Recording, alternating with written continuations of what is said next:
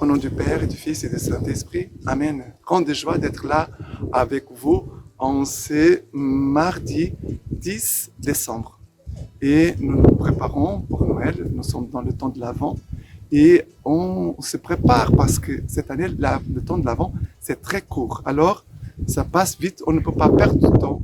Et profitons bien de ce temps de grâce. Ce sont des grandes grâces pour l'accueil de Jésus, le Verbe qui va venir se faire chair et veut habiter parmi nous. La première lecture d'aujourd'hui, c'est Isaïe chapitre 40, à partir du verset 1. Consolez, consolez mon peuple, dit votre Dieu. Parlez au cœur de Jérusalem. Proclamez que son service est accompli, que son crime est expié, qu'elle a reçu de la main du Seigneur la double pour toutes ses fautes. Une voix proclame dans le désert, préparez les chemins du Seigneur, tracez droit dans les terres arides. Une route pour notre Dieu, que tout ravin soit comblé, toute montagne et toute colline abaissée, que les escarpements s'échangent en plaine et les sommets en large vallée. Alors se révélera la gloire du Seigneur et tout être de chair verra de la bouche du Seigneur, verra que la bouche du Seigneur a parlé. Une voix dit, proclame, et j'ai dit, que vais-je proclamer? Toute chair est comme l'herbe, toute sa grâce comme la fleur des champs.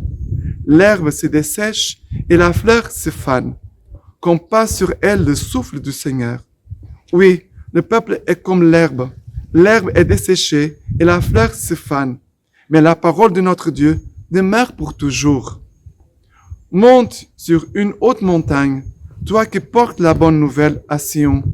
Élève la voix avec force, toi qui portes la bonne nouvelle à Jérusalem. Élève la voix, ne crains pas.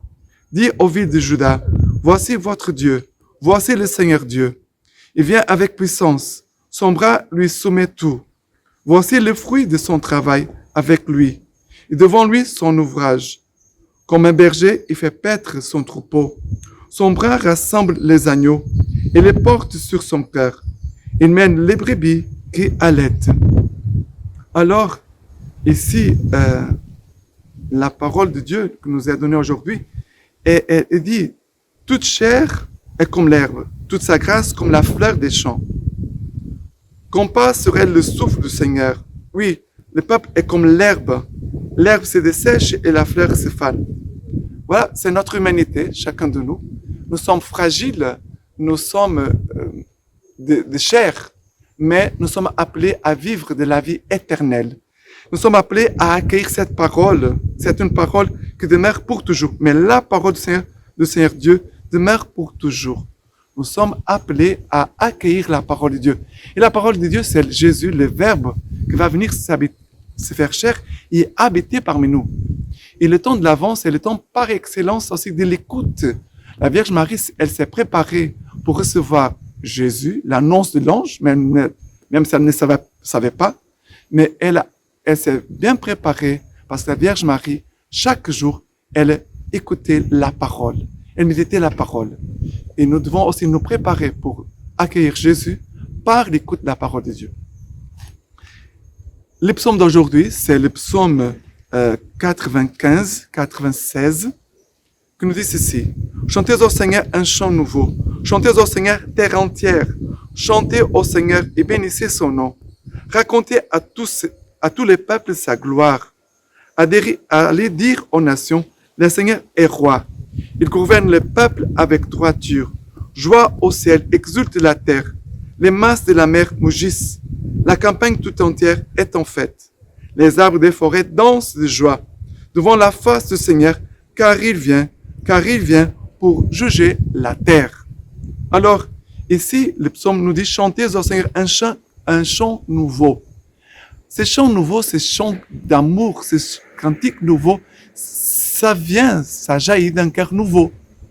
Et le temps de l'Avent, c'est pour renouveler notre cœur, renouveler notre foi, renouveler notre espérance, renouveler notre charité, renouveler notre annonce de Jésus.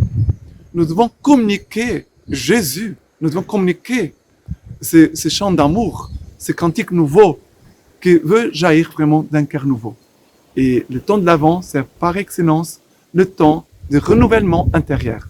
nous devons demander au Seigneur la grâce d'un renouvellement intérieur. Renouveler notre vie, notre façon de vivre, même notre foi, notre amour, notre relation avec Dieu. D'accord? Et l'évangile d'aujourd'hui, c'est Matthieu chapitre 18, à partir du verset 12. Nous dit ceci. En ce temps-là, Jésus disait à ses disciples, quel est votre avis?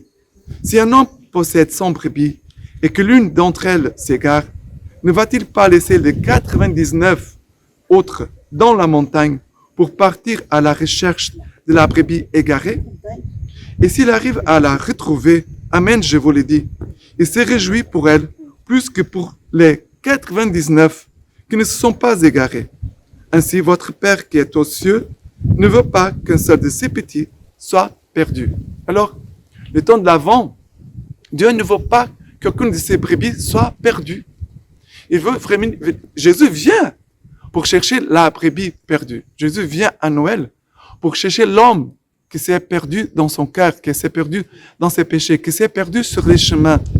Jésus vient pour nous trouver, pour venir nous rassembler à nouveau dans son église. Le troupeau, c'est l'église. La brebis égarée, c'est celui qui s'est éloigné de la foi, qui s'est éloigné de Dieu, qui s'est éloigné de l'église. Le Seigneur veut vraiment venir chercher les brebis perdues. Et parfois, la brebis perdue, c'est moi et toi aussi. Parfois, sommes-nous les brebis perdues que le Seigneur veut venir chercher à nouveau.